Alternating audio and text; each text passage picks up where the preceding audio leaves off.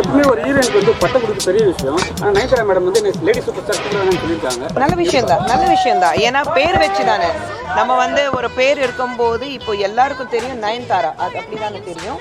இப்போ எங்க காலத்துல பட்டம் கொடுக்கணும் அப்படியெல்லாம் நாங்க யாருமே பார்த்ததே இல்லையே.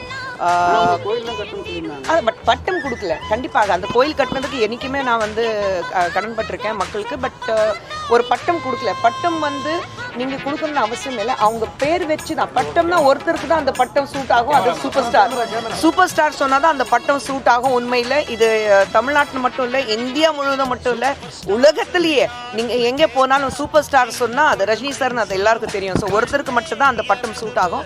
இது யாருக்குமே பட்டம் கொடுக்காம அவங்க பேர் வச்சு கூப்பிட்டு அது நல்லா இருக்கும். அது நம்ம ஸ்டைல் தான்.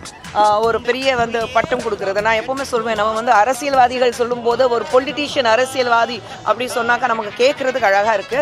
ஆனா பேசிக்லி என்ன சொல்லுவோம், அரசியல்வாதி ஒரு பொலிட்டீஷியன் சொன்னாக்கா பப்ளிக் சர்வெண்ட். ஸோ அப்படிதான் நாங்கள் இருக்கோம்.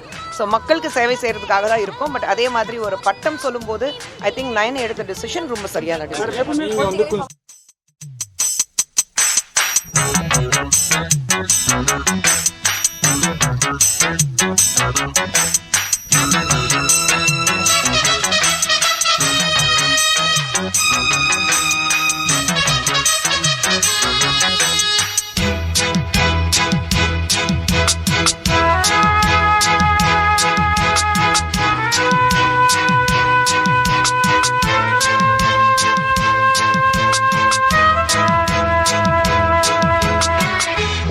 சும்மா அரிக்குது அம்மா, அதுக்கு வைத்தியம் உண்டா?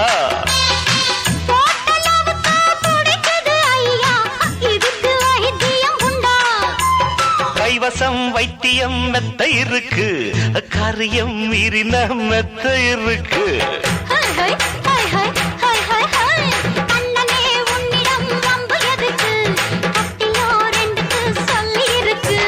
எங்கெங்கு சுகம் என்று இலக்கணம் இருக்கு.